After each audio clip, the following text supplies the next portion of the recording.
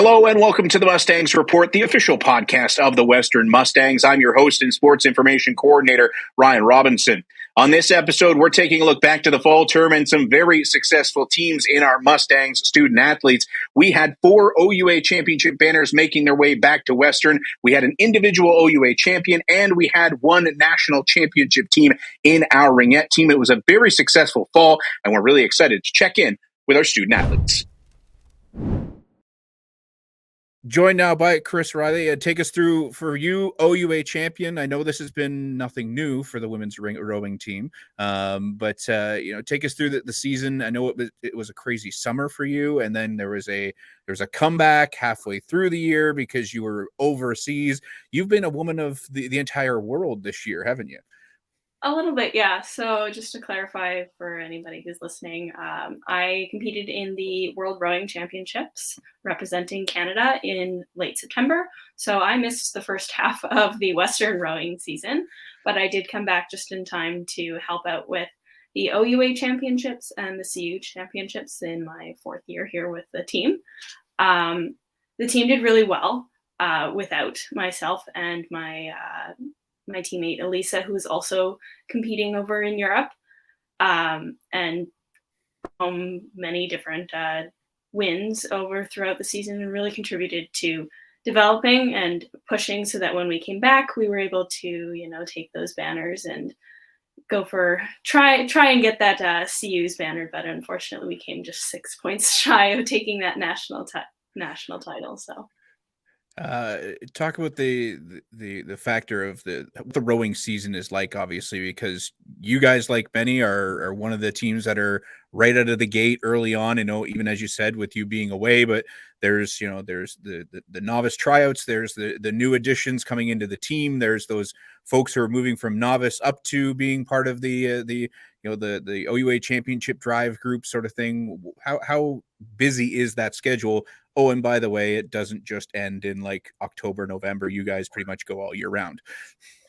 Yeah, so as far as I understand, it's one of the most, busy sports that we have here at Western in terms of like our time commitments. We start mid-August or so and have selection running for who's going to be on the OUA and CU's teams, because it's only certain people that show the best athletic skills that are going to get to represent Western on the competitive stage. So we come in and we do a training camp for a little bit and figure out who's going to make up which boats, and we go out and race those boats all season. So we're at the lake. Dynamic warm-up starts at 5:15 a.m., takes 20 minutes to drive to the lake. So we're getting up, most of us are getting up at just after 4 o'clock in the morning to get to the lake on time for practice. We'll row there for up to 2 hours in the morning, and then back to campus to make any 8:30s. And then the majority of us will do second sessions, so cross training like bike, run, or sometimes we'll go back to the lake, or strength twice a week throughout the season. And then Saturdays we have regattas pretty much every day. Regatta is like our races. So pretty much every weekend throughout the season until the beginning of November, we have racing every weekend. And then we get a little bit of a breather after we do some indoor testing at the end of November. And then right away, 6 a.m. in the we call it the erg room, the facility that's indoor training while the lake is frozen. We meet at 6:10 a.m. to do our workouts, and we train 6 days a week throughout the winter, starting in January, and do numerous levels of testing. And then we'll do I think we're doing some indoor rowing competitions this year for the first time since my first year, because COVID has restricted us doing any indoor competitions. So we'll be active again once this winter with some indoor competitions, and hoping to bring home some wins, I think at MAC 2x4, and I think it's also indoor rowing championships, Canadian indoors. So for those who think that you're just rowing on the boat on the lake for a little bit of time or in the early amount of fall, they definitely don't know. Plus, you have no time for anybody who complains about a 10 o'clock class. Yes, 10 o'clock class. I personally like my 10 o'clock classes because it allows me to have a little bit of downtime and stretch afterwards. But Yeah, if you're getting up at 9, we've already done a workout and a half before you're even awake. Take us through OUs this year. We'll go OUs, then to CUs sort of thing. But OUA Championship, I know it's had some variations, obviously, last year to make things happen. Did it feel like a usual OUA Championship this year, or is it still slowly but surely making its way back? I'd say it definitely felt like an OUA championship for me. It was in St. Catharines at the course there on Henley Island, which is where I happened to have my first OUA championship back when I was in first year.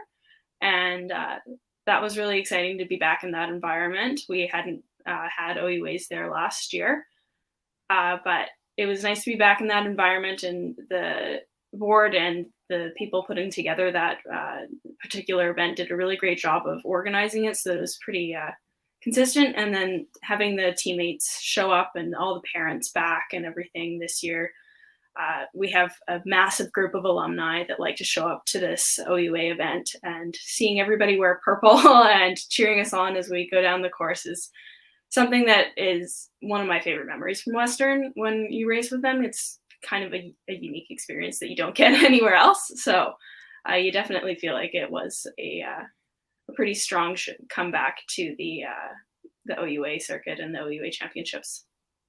And for you, obviously, a couple of wins, as I know, as your coaches would say, they would probably say, well, we probably assumed she was going to win, but you still have to go through. You still have to be out on the lake and battle against everything that is on the lake. It's not like, some sports. I know, that times when things in the water kind of jump up on you can happen. Take us through your performance at OUAs, because obviously things went pretty well. Well, so at OUAs, I competed in the double. I'm a lightweight, so I weigh in before I race. So I have to be, we all have to be under 59 kilograms, so under about 130 pounds or so. So we weigh in the mornings, and then we have our different boat classes. So I competed in 2 boat classes at the Ontario University Championships, and then 3 boat classes at Canadian University Championships. I competed in the double and the Cox 4 at OUAs, and then added the single for CUs. So the double, it's the most competitive lightweight event. For those of you who don't know, it is the only Olympic event for lightweights is the lightweight double at the moment. So it is like throughout all of the different levels of sport, the lightweight double is the boat that you put your best athletes in, because typically it does tend to be the most competitive event. So I had the pleasure of racing with second year Sarah Butler, and helping her along in her development and figuring that out. It was quite an interesting situation because we had a weather delay in the morning, which meant we condensed all of our races to the afternoon because we couldn't go out in the water because it's all foggy. So we raced our race, and there was two heats, I guess, and whoever had the best time won the race. And unfortunately, we didn't have the best time. So we came second place at OUAs. And then we had the 4, which was definitely more memorable of that because it was nice and sunny. And I mean, the water conditions were great for both races, but the 4 was going to be a straight final anyways, because there wasn't enough entries for heats. But that was all right because we charged off the line. And I think we had like a 1.5 minute lead off of the rest of the field, which for rowing is quite impressive. Our course is 2 kilometers long. A 1.5 minute lead in that boat is almost 500 meters, so almost 25% faster than one of the other boats. So that was a pretty dominant performance from, especially we had 3 girls in the boat that it was their first time racing in this, I guess, CU's category event, because those girls did continue with me onto the Canadian University Championships. And then obviously CUs, you bring home some hardware. I know, as you said, the team was hoping for that one extra shot up sort of thing, but things went pretty well for the group overall at that. And I'm sure it's probably just an opportunity to the coaches, the rest of the team, to say, here's the things we need to work on to get better next year, sort of thing, right? Yeah, so CU's is a special event. It happens on the weekend right after reading week, so we're not quite back in classes yet. And this year it was once again in St. Catharines. And we have time trials on the Saturday, and then we get sorted into our finals on the Sunday. Obviously, you want to be in the A final because the A final is for the medal racings. And as far as I know, both the men's side of rowing and women's rowing, we all made all of our boats that were entered were in the A finals, which is great. Especially recovering after COVID, we've had a lot of development that we've had to do within our squad, especially with a lot of athletes graduating. There are very few of us that were here still with Western before the pandemic hit. So it's nice to see that the athletes are starting to come back and we're starting to make our little bit of a comeback and rebuild, which is common, I think, around a lot of the other teams at the moment. If you look at the other universities, everybody's rebuilding. So it was a great accomplishment to have all of the women's boats, and I think every single one of the men's boats except for one of them. So it was great to have us all in the A finals. And then we came home with, I won the single, and then we won the 4. We had a little bit of a slight issue in the double. The conditions were not great. We didn't do, I think, as well as we wanted to do, but things happen and you kind of just have to reset. The double was after the single and before the 4, so we kind of had to take a breather, reset, and get ready for our next race in the 4. And it was a tough battle with UVic, but we came out victorious on top, and that was a pretty special feeling to win my last race as the Western Mustang with those girls. There was something special in that boat, and any of the coaches will tell you that boat just moved. It felt great. So that was great in terms of my racing. And then our Western Women's 8, we had a few girls who came up from novice last year, and that 8 did really, really well, coming, I think, within 0.4 of a second of being third place. So really, really tight racing against some schools that have some really strong athletes who are also on development pathways for competing for Canada. So really, really strong performances across the board on the women's team. And I can say that the men's team is also developing quite strongly just in the last little bit that I've seen them. They're working hard, and hopefully we get some medal performances again from them this upcoming, the 2023 season, I guess. I won't keep you much longer, but I know for you, there has been aspirations of moving this thing forward. Last summer was busy, as you said, with some national team opportunities. What's the future of rowing? As you said, you said, I won the last race as a Mustang, so obviously there is a future endeavor to become. What's the next few steps for you, sort of thing? So for right now, I'm just kind of focusing on some strength training. I'm upping my strength training from 2 times a week to 3 times a week, just because that's one of the, I guess, weaknesses in my athletic profile, if you will. And then just getting a lot of volume in over the winter so that when I get back in the boat, because the lake is frozen right now, can't actually row.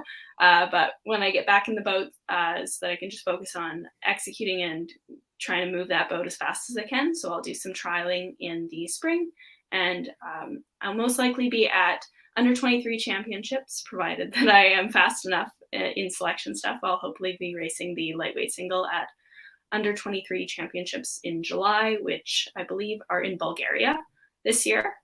And then I will hopefully be moving out. The plan is to be moving out to the National Training Center and train in support of the Olympic pursuits for Paris 2024.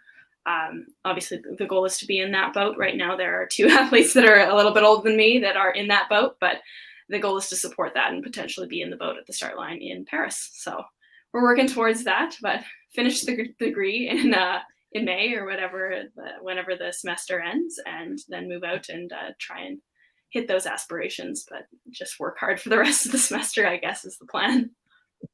Well, first and foremost, congratulations on yet another OUA championship and a couple of awesome performances this year. Thank you for doing this, because I know your schedule is still busy, even though the season is still ongoing no matter what. So thanks for this, and best of luck the rest of the way. And don't be a stranger. Come back and let us know what's going on, all right? Oh, yeah, always. I really love my Western family, and being from Alberta, I definitely made like a second home out here with my team and my Western family. So I will always be proud to wear purple. So I'll show up at all of the regattas as an alumni. Joined now by Ashton Cross, a member of our men's tennis team, our OUA champion tennis team. First and foremost, does that ever get old? Because obviously, I know the team's got 4 years in a row. You've been around for a couple of these. Does that championship element get old ever? I'm particular in the way that I've been around the team since I was like a really young kid. I've been here since probably 9, so like I've known like almost everybody that graduated since then. I have my good friends with a lot of people, so like I'm in a different position. Like winning OUAs for me, I know some guys, some of the freshmen. We have a young team, but a talented team.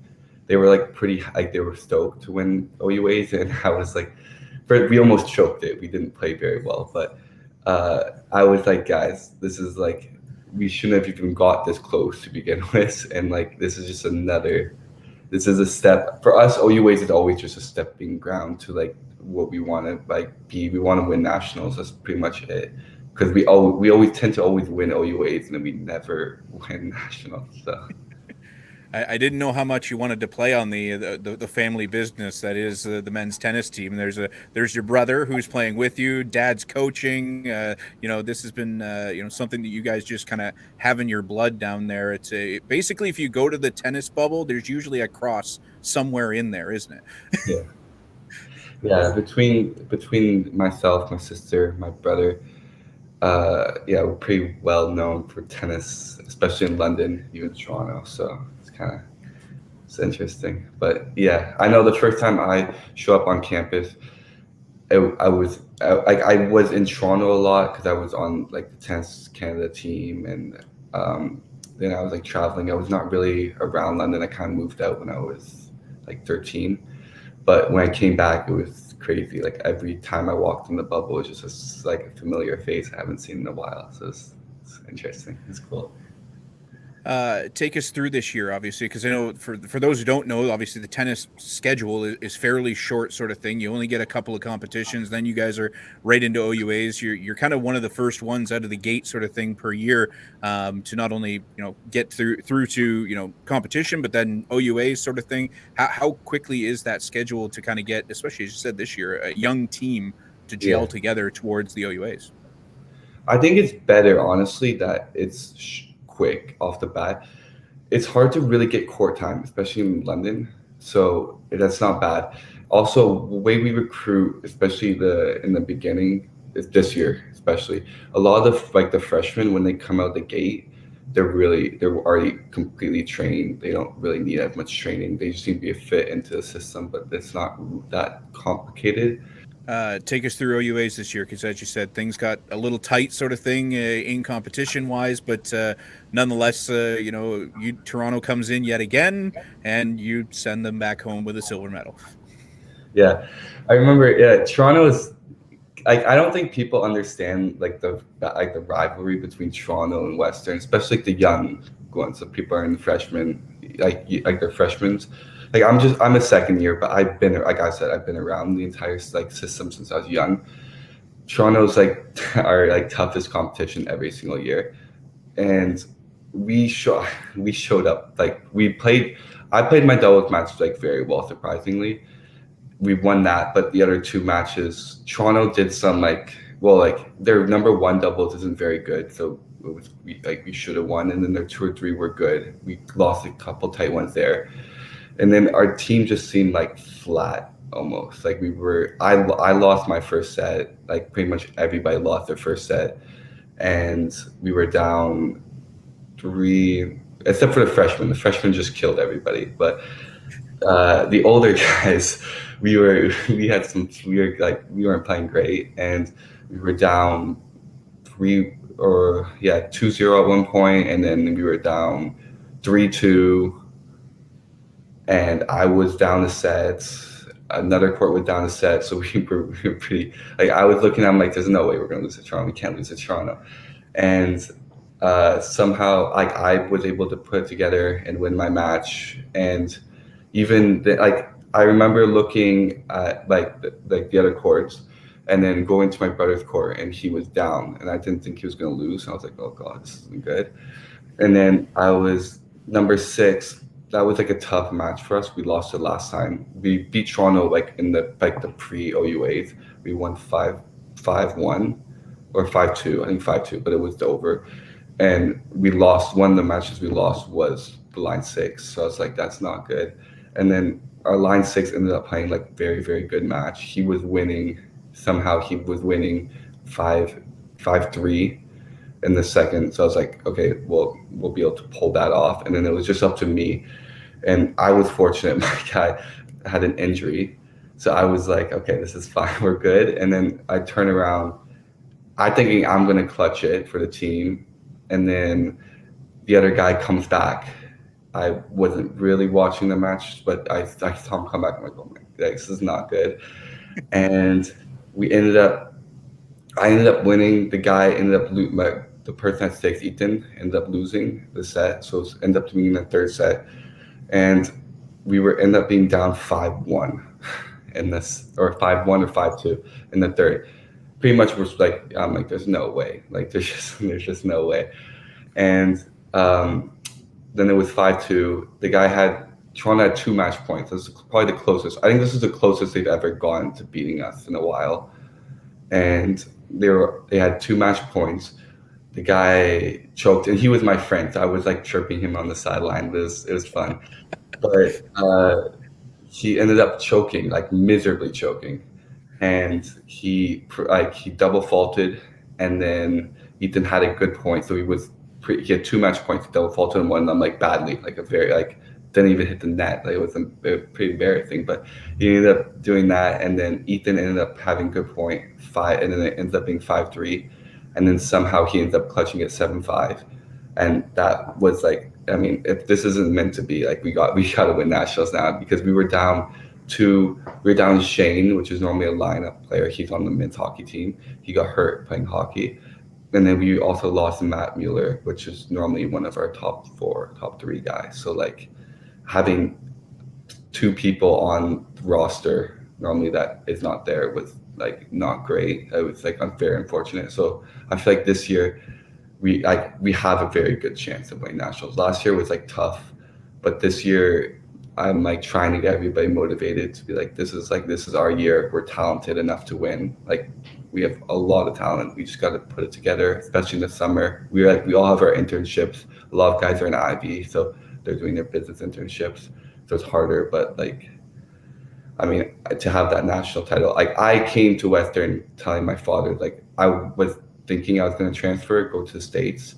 But I told them, like, I am going to win a national title for you. Don't worry. Like that's my goal. So I gotta stick to that goal and make it come to reality. Well, and now we have it in recorded fashion, so we'll just take this when you do win and replay it, and it'll be very fun. The other thing too, before I know we'll only hold you up for a few minutes, but your power game is probably one of the best, if not the best, in the OUA. How much do you rely on the power game? But you can throw that power game in, and then all of a sudden just drop in a nice little finesse element. How much do you kind of enjoy that aspect that you can do kind of both sort of thing? Because most players in tennis sort of thing, they go one way or the other. You got that ability to go both.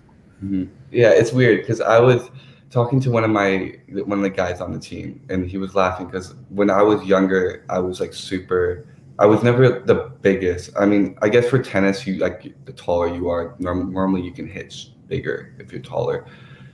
But I was never a huge hitter in a way, and so I've always got was raised to be crafty. My father played for Georgia for doubles, so I was raised to be a good doubles player and have hands. And he's and then now when I see you play, and then when you practice, you just hit the ball super big and hard, and it's completely different. And it's weird to see my game transform that way, but I do enjoy it. Also, I feel for Western tennis courts, people that have played there, at least, they're very fast, and we get used to playing a certain way to win on those courts. And when people come to our courts, they hate it. It's the worst time in the world for them because they're not used to having no very, very quick courts like that. So it's an advantage, and I've kind of transformed my game style a little bit to play on those type of courts. Ashton, congratulations on another OUA championship. I know you're looking for that national championship, especially when it comes summertime. So good luck with the training and getting through the rest of the semester, then training for nationals, and I know all those other 7,000 things that you have going on at the same time. Yeah, thank you. Thanks. Joined now by the OUA women's champion in golf, Rylie. Good to see you. I know it's been a little while, but I got to see you on the weekend for the celebration of fall sports. But I know the season's been gone a little bit from now. But how clear and how consistent is it still in your mind of how exciting that tournament was? Honestly, it still doesn't feel surreal. And thank you for having me. Really appreciate it. I'm happy to be here. But yeah, it does not feel real yet. It really, I don't know when it's going to start to sink in, but it's been a couple months. So yeah, it feels good. Take us back to the tournament itself. Obviously, for those who don't know, it's a 2-day event. It was not the easiest of conditions at that point in time. So, the initial details sort of thing. Take us through the 2 days. Obviously, you're leading after the first day. I know when golf fans always talk about taking the lead into the final to round sort of thing. Were you feeling all those elements? Yeah. So the tournament was in Ottawa. So I was definitely far from home. It was just myself and my teammates and our coaches. I was actually away on holidays the week before. It was my reading week at the Faculty of Education. So I went down to Myrtle Beach and played a couple courses down there with my dad and drove back 14 hours on the Thursday. And then the Friday, I woke up in the morning and drove to Ottawa by myself. It was quite the trek. 20 plus hours in the car for 2 days. And I actually missed the practice round. So I really didn't know what to expect going into Saturday, day one. And you know what? My game just felt really good from the week prior. And I was 73 after day one, and I had a stroke lead. My game felt really good at that point. It was mid-October. So conditions were pretty difficult, especially coming from Myrtle Beach. I kind of had to deal with that. Cold weather. When we started both days, I think it was maybe 4 or 5 degrees outside. So it was chilly. It took some time to warm up. But no, after day one, I felt really good. But I've played competitive sports my whole life.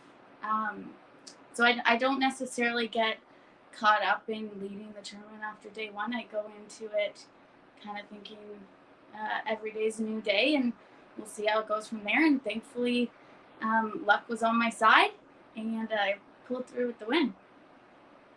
Talk about the performance, because those tournaments aren't easy to win. There's a lot of great competition on your own team, let alone the rest of the OUA. What was it about the day two performances that was able to finish it out, sort of thing? Yeah, just a little background. My team, we won 3 or 4 tournaments individually this year and won quite a few as a team as well. So after winning OUAs as a team last year, we kind of went in with high expectations. Lexi on our team, she played Division I in the States. There's a couple other girls that played Division I at OUAs that were on different university teams. So I knew the competition was definitely tough. And Kira's been awesome on our team as well. She's from Barbados, so she played on the Barbados national team. And just really thankful for their support. But yeah, conditions were tough. Players consistently shooting in the 70s. And that's really good golf, especially for conditions like that when it's so cold. The ball doesn't fly as far. So yeah, no, it was tough, but I wouldn't change it for anything. Not only do you take the obviously overall win as the individual, the team gets a silver medal finish as well. You walked away from that tournament with a heck of a lot of hardware. Is it hard to find places for it all at this point? You know, last year with the team win, you get the individual win this year. It's a good problem to have, isn't it? Yeah, you know what? For my university career in golf, I've been pretty lucky. I've had an individual title in a tournament, and then winning OUAs, obviously. But actually, kind of funny, the trophy is sitting in my living room right now. My parents have given me a spot to put it for a year, and then I'll have to bring it back, unfortunately, for next year. But yeah, it's in my living room. I also got a dormy head cover. So it's a head cover that's made out in Halifax from yak leather, and they were gracious. Dormy was gracious enough to donate over $1,000 worth of head covers. And in golf, if you know golf, the Dormy head covers are what you want. So I was able to get one of those too. So yeah, pretty happy. Overall, I know the season's fairly short, obviously, and got to be, as far as teams for our Mustangs, probably one of the shortest. Obviously, feeling pretty good about this season for your group, kind of thing, because obviously, as you said, you've had some new members join in the last couple of years, and you're kind of handing it off in a good way, sort of thing, right? Yeah, absolutely. I think the future looks bright for Western golf. Hopefully, I'll be back next year. But there's a lot of young players on our team, and I'm glad to pass the torch to them eventually. I think that Western's in good hands on the golf side for sure. And looking forward, and as we go down the line, sort of thing, who are those new members that you're kind of going? You've seen a few of them now, and you're kind of going, all right, this one should be good, that one should be good, sort of thing. What is those key elements and those key folks, sort of thing? Yeah. Like I said, Kira's been awesome. This was her first OUA tournament. I think we can expect a lot of good things coming from her in the future too. Lexi is pretty consistent in a good way. Just from playing D1 golf, she brings a lot of experience on the team, and has played in a lot of competitive tournaments. And you know what? There was actually 8 girls on the team this year, and I only played in a select few tournaments. We try to give everyone the opportunity to play in OUA tournaments throughout the year, and from what I've seen, we look really good. And I think that with continued team bonding and practices, our future is bright at Western for golf. Well, Rylie, I appreciate a bit of your time and just a chance to give you congratulations, because I know some people sometimes, especially we have team sports, we have individual sports, and then golf just kind of throws a little bit of both together. How much is it that an enjoyment element of pretty much every tournament you're playing, you guys are playing for each other, but you're all playing your own game too? Yeah, I think that's the nice part about golf. I grew up playing team sports. And I think that having teammates to support you, so just a backdrop for you, how golf works is you have 4 for the women's side, 4 girls compete, and then you take the top 3 scores. So it gives everyone an opportunity to play hard, but at the same time, play for yourself, but at the same time also play for your team too, and know that what score you put up individually also affects your team. So it's kind of the best of both worlds in that sense, for sure. Well, Rylie, appreciate a few minutes of your time, and best of luck as things go forward. Feel free to win a few more things. We have no problem, gushing about you guys at any time. Thank you for having me. I appreciate it. Well, Justine, first and foremost, I think I've said this already in person before, but congratulations on another OUA championship. I know for you, it's got to be pretty exciting. I know the last year you'd won a Rookie of the Year. Things may have come up just a little bit short. This year, come through, win a championship. How much better did this year's win feel versus last year's event? Yes, definitely. It was definitely a little bit different because last year we hosted OUA, so it was on our home home turf, and we did end up losing, so that definitely stung. But this year it was in Toronto, and it was an amazing feeling, a great win. It's my first time winning, my second year here, and my first time winning OUAs, and it was honestly incredible. Like, it was such a great feeling to win it with all these girls that I'm really close with, and we had such a great training season. So it was very, very special for us. Talk about your group sort of thing, because I know that it's a tough part with every one of our teams, but it's the same thing with you guys. You get to a couple of people who graduate. I know you've had some really marquee players in the last couple of years with that team. Now you go from being one of the new members of the team to almost like the veteran of the team in a really fast succession of time. Want to talk about this group this year and kind of what they were like and what that process was like to kind of get everybody. Also, how quickly your season happens, there's not a whole lot of time for everybody to gel together really quickly too. No, we were very fortunate because last year we did lose, or three out of 6 were seniors. So 3 of them graduated last year. So we were a little bit worried at the beginning because we were like, oh my gosh, who's going to fill these positions? And we got extremely lucky. We knew that Anna and Grace were coming in, who were great tennis players. But then when tryouts started, Lauren showed up kind of out of nowhere. We had no idea that she was coming. We had no idea how great of a tennis player she was. So when she came to tryouts and was like storming past everyone, we were like, yes, thank goodness. So we were able to fill out our lineup really quickly. And luckily, the 3 girls that came in they're all very dedicated. Like, they played at a high level in high school, and they were ready to come in and compete. So I think we were very lucky to have a team that was really passionate and really cares about tennis. And then talk about the group dynamic in general, because you've got some, you've got some really good heavy hitters sort of thing. You've got a lot of great finesse players. There's a little bit of everything in your group. It's not a scenario where it's kind of centered one side or the other to what the talent level is. No, very true. Especially in women's tennis, it can be a little bit harder to get that variety. Because women will tend to play kind of like hard and flat and stick to the baseline. But all of our team, we all have very different playing styles. So I would say I may be more of like a typical women's tennis player, where I will kind of like stick to the baseline and like battle it out back there. But then we have Lauren, who really loves doubles, and she loves coming to the net and playing with a lot of variety. And then we have Grace and Carly, who I wouldn't even say that they're very similar either, but they are just like grinders. They can grind everything out.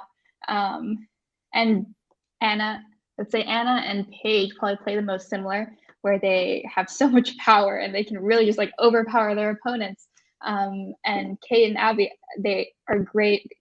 They didn't get to play that many matches this season, but in practice too, they've really improved, and their consistency has gotten amazing. And then same with Ria. She was able to play a few matches and really improve her game as well in terms of like consistency and variation. So all around, we definitely had a very solid team, and everyone could rely on each other, and we all brought out the best in each other, I would say. One of my favorite things from the women's tennis team is watching the opponent when they have to play Paige. You just see some of the players just going, how am I going to deal with this? Because most people may or may not know, Paige is also on the wrestling team. She kind of has a little bit of power. And even though she was dealing with a shoulder injury throughout most of the year, I think even a couple times when I was out to the bubble to kind of get some photos and stuff for you guys, I was like, you just kind of look and you could just see them going, I'm not even going to try, because it's just going to probably be a problem. So, I'm sure it's probably a similar situation for you guys too. Mm-hmm. Yeah, no, even in practice, when you come up against Paige, you really have to be ready, because she's going to blast the ball at you if you're not ready. And I also want to mention, I actually did forget earlier, I wanted to mention Danny as well, that she got to play a few like doubles and singles matches. And sometimes she struggles a bit with footwork, but I think she played a few very important matches, even like in the OUAs. And I think she also improved a lot this year. And her and I think it was Kate, they played doubles together. They played some really great doubles matches. So, yeah. Take us through OUAs, because obviously you get into that, there's the couple of weekends to basically, up against a couple other teams to get you guys prepared for OUAs sort of thing. You get to OUAs. I'm sure you guys were thinking we want to see Toronto at some point, because there's probably that little bit of we want the payback element. What was OUAs like? And then finally getting through to that match against Toronto, and then finally getting that chance to take them down and get the same point. So in the season, we did go undefeated, which gave us confidence, but it definitely wasn't something that we were taking for granted, because even though the season was great practice, it didn't actually count for the rankings. So we came in seeded number 2 based on the results of last year's OUAs. So we played every day. I think U of T got a bye in the first round, but we played every day, Friday, Saturday, and then Sunday. And we kind of took it one match at a time. Like, we believed in ourselves. We knew that we could make it to the final, and we wanted to, so that we could have the rematch against U of T. But still, every single match leading up to that point, we were very focused, and we weren't relaxed at all. We knew that we couldn't take any of the season's results for granted. How special was it, and how much did it mean to get that trophy, get that gold medal? And I know, there was a couple all-stars in there. There was a couple awards. You got another Coach of the Year award. So that's got to feel pretty good for obviously the coaches side of thing. But how special was it to get the banner, get the trophy and the gold medal, to kind of take all the hardware home? Honestly, it was incredible. I think it meant a lot to the team and even the coaches. So our coaches, Chantal and Maciek, it's their second year. It's only their second year, first official year as our coaches. And they both have normal jobs, and they take a lot of time out of their schedule to come and coach us during the season. And they are just such positive lights. We definitely love them as coaches. Well-deserved coaches of the year. And I think winning it for them was very special for me, especially winning it so early in their coaching careers. And then just for a lot of the girls also, there was lots of theirs first OUAs. So winning it on your first time hopefully sets the precedent for wanting to come back and to keep winning it in their next years. And then even for me, next year will be my last year. So it was very nice that, hopefully we want to repeat next year, but if not, then this win was definitely very meaningful to me. And the fact that you've got a younger team that can kind of work together and carry forward sort of thing, how special is that? Because you got to, as you say, the opportunity to come back and do it again and hopefully make that happen. But obviously there's maybe going to be a little less turnover sort of thing, so you guys can stay together a little bit. Or is that the hope? Yes, that's the hope. I think everyone should be coming back next year. So hopefully we'll have a very similar team, which is incredible, because then we have that expectation that we know that we can do this. Let's train hard and do the same next year. And obviously, when you win, or you're, in the contention of OUA Championship, there is a national championship in the summer. I know we were talking to the men's team earlier, and they said, they're gearing up. They're hoping for that, success at nationals as well.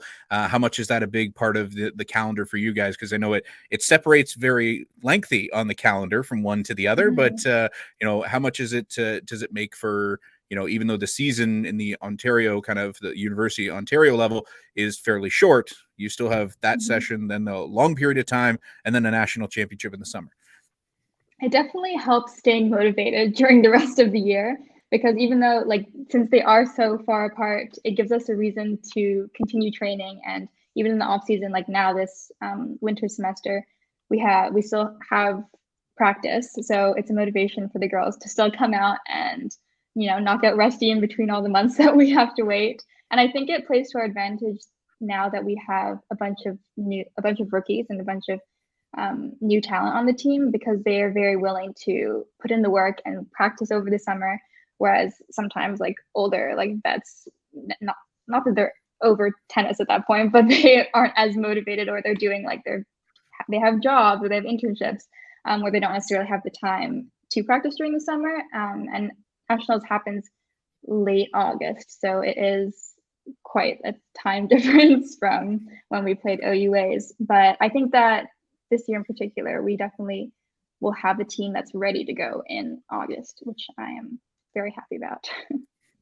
Well, congratulations first and foremost on the OUA championship. It's awesome. But we'll be keeping a close eye come that middle of the summertime when it's almost I know for me and my job, I kind of almost feel like you guys kick off the season for me, because I'm kind of like, all right, men's and women's tennis, if they're at nationals, we're going to pay attention to them. Then we'll get into fall sports. So looking forward to that. And thanks for a few minutes of your time. Appreciate it. No, thank you. Thank you for having me. OUA champions, we would be remiss if we did not talk about our football team. Dan Valente, Zach Fry joining us. When you want to talk about championships, you go on both sides of the ball. And ladies and gentlemen, we got two of the best at it on both sides of the ball. First off and foremost, Zach, I don't mean this in a bad way. Danny has a haircut. It may be the biggest story of 2023 so far. What's up there?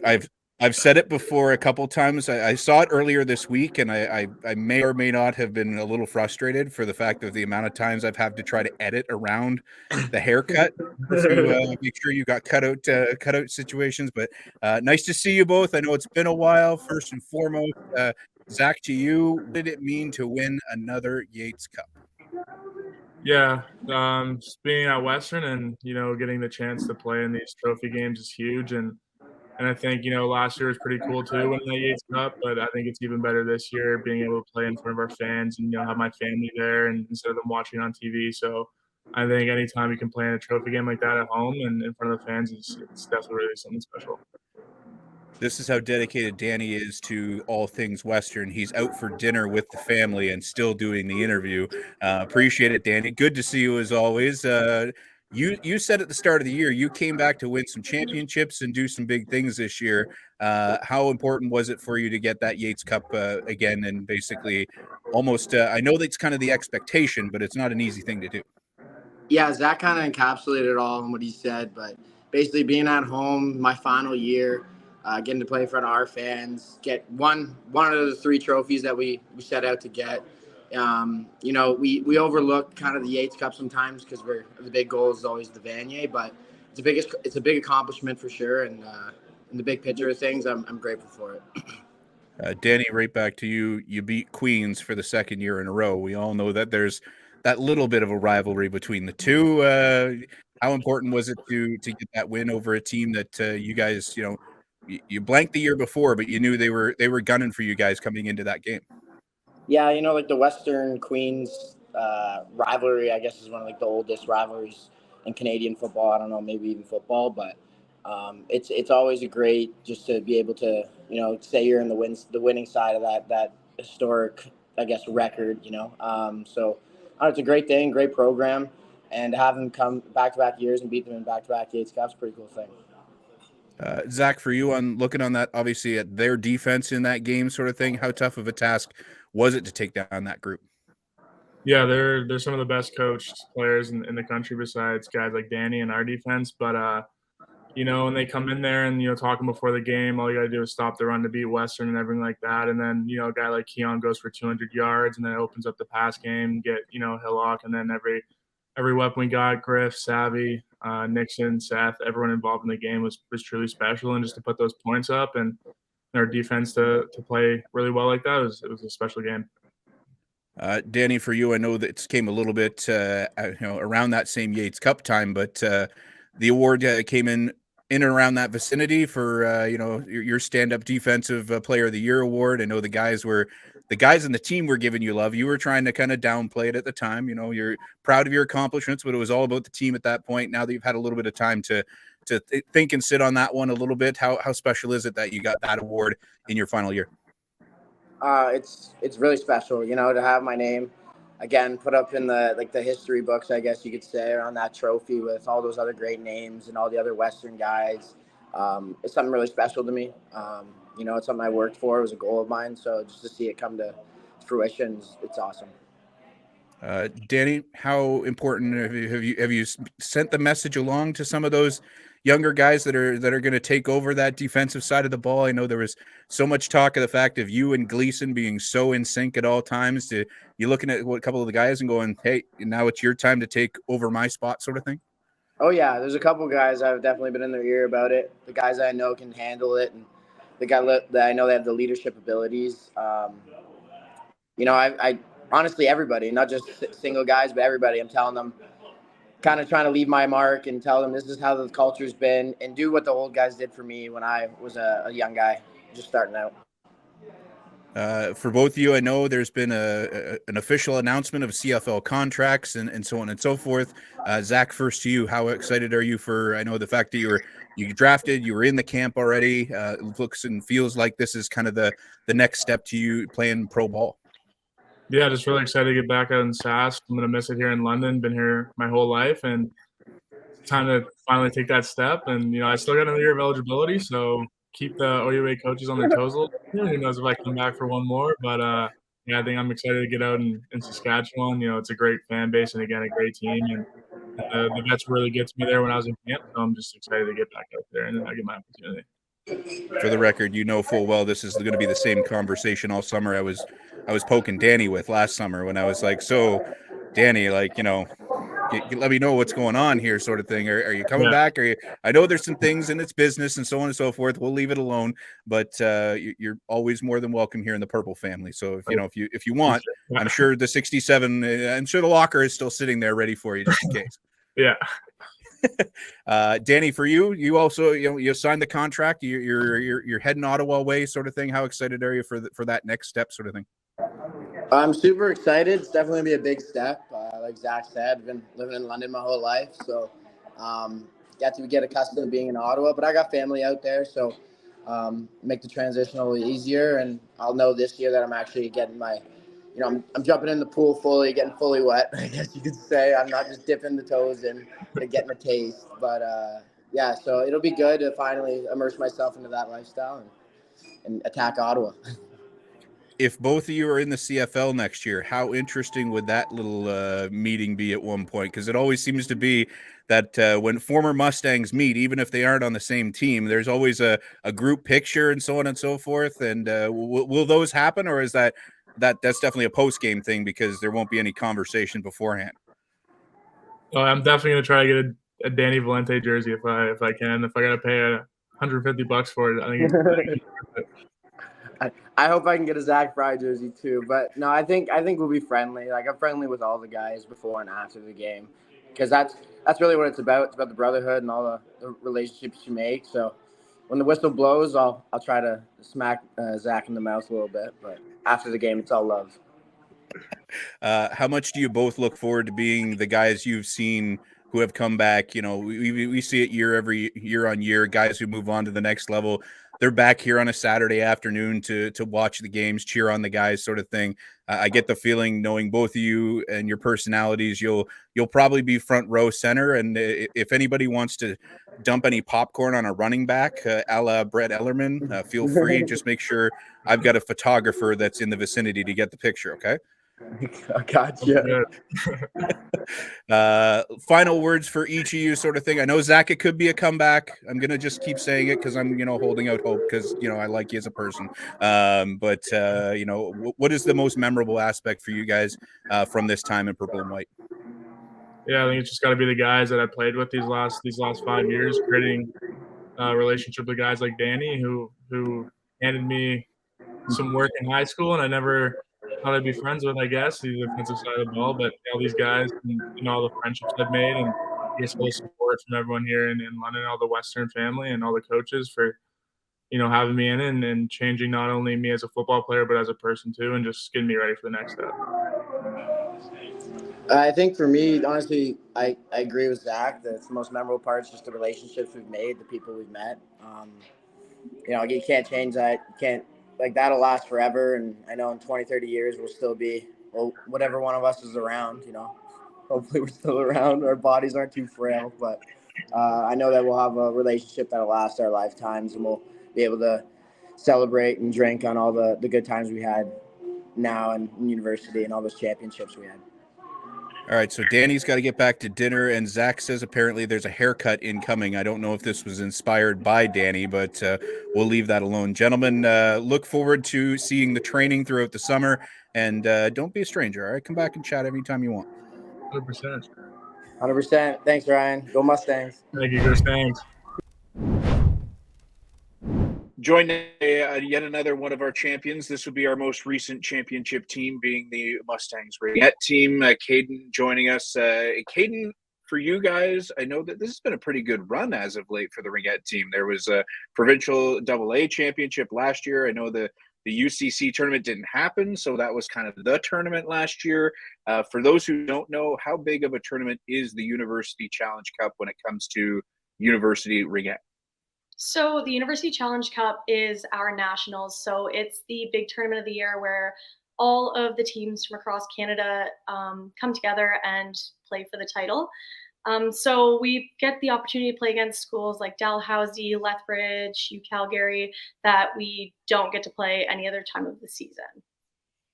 Now, this tournament is not just a tournament. This is like probably one of the most grueling tournaments I think of any of our teams have the entire year. You guys had to play how many games in how many days in order to win a championship? So the tournament goes for 5 days, and it was, I believe, 9 by the end of it. Just 2-a-days. You know, some people do 2-a-day workouts. You guys just did 2-a-day games sort of thing. So, and not only was it 2-a-day games, it was pretty dominant 2-a-day games because you were also undefeated. So that had to feel pretty good about obviously prepping for that amount of time, but with it going that well. Absolutely. And this season so far, we're undefeated.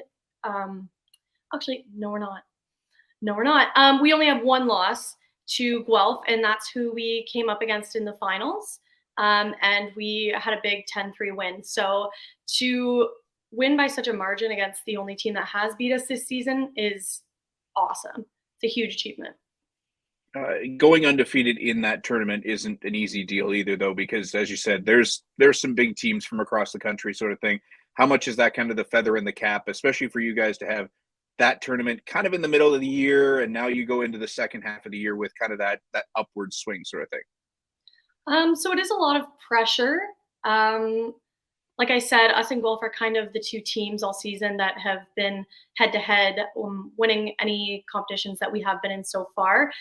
We had recently beat them in the Ajax Pickering tournament as well in the finals.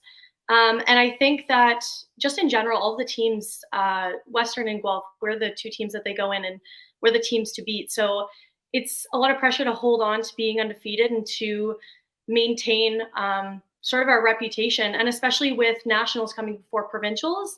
Now that we are the undefeated national champions, we're going to be the team that everybody is coming to beat at provincials. So it is going to be a tough tournament. We're going to have to stay diligent.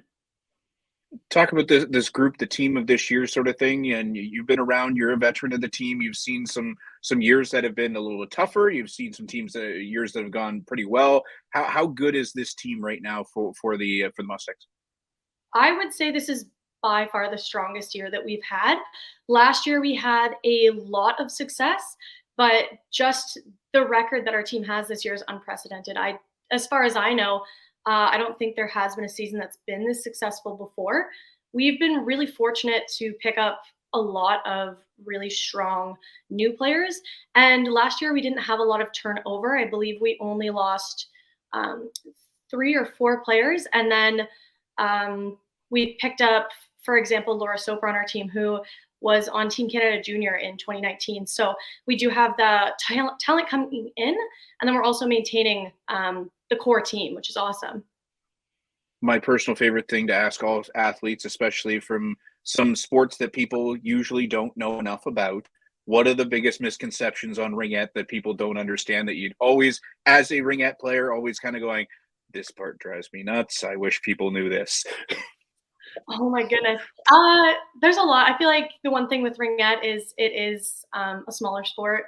And there's a lot of misconceptions. I guess for one, there is a lot of comparison between Ringette and hockey. And while we have 5 players and a goalie, there are a lot of rules and small details that make the games quite a lot different, outside of the fact that it's a different stick and it's a ring rather than a puck. Like, we have to pass over the blue lines, and we have zones. So we can only have 3 in our zone in each end. And then we can't go in the crease. We don't have face-offs. Like, I could go on forever. There's a million differences. I think that's the big thing, is everybody just kind of associates with it with hockey when it's really not all that similar. Going through the rest of the year, I know you guys have some bigger games, and obviously, as you mentioned, that defense of the OUA Championships sort of thing. How confident are you guys feeling, especially with this rest of the season, and obviously hoping, I'm sure, to continue to repeat with what was done last year and kind of make this the full circle element this year? I think given that we're undefeated champions, we have a lot of confidence going into this. The interesting piece of it is that it was an all Ontario final coming up against Guelph. So we definitely need to prepare to take them on again. They are a top competitor. And then we had a close game with Ottawa during UCC. So that's another team that we should be mindful of. But honestly, we're just progressing. We're continuously getting to know each other more and more. And you see all this individual talent come, and it's slowly gelling. And as we get to know each other more, we just become a stronger unit. And I think if anything, we're just on the upswing still. Awesome. Well, I know you guys have a crazy busy schedule, this, academics and, to trying to get to practice and everything like that. So appreciate a few minutes of your time, and good luck the rest of the way. I'm sure, obviously things have gone well. So maybe we'll catch up again when you win another championship in a few months. Thank you. Thanks for having me.